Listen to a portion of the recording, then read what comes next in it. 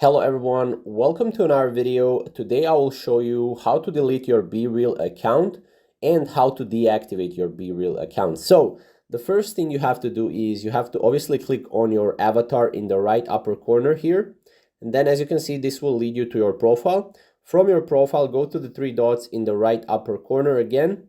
And then here you have to scroll down until you see Contact Us.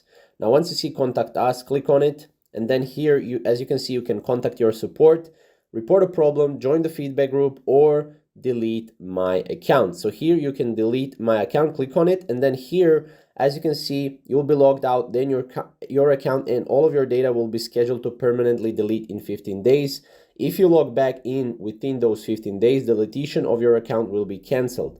If you have 2 seconds, we would love to know why would you leave us. And then you basically can, just say other, and then you can say yes, I'm sure, and you have 15 days chance to get back on BeReal. So make sure to know that before deleting your account. So that's pretty much how to delete your account and how to deactivate your account in BeReal. It's really simple. So if you have any questions regarding this, comment down below, and we'll see you in the next BeReal video.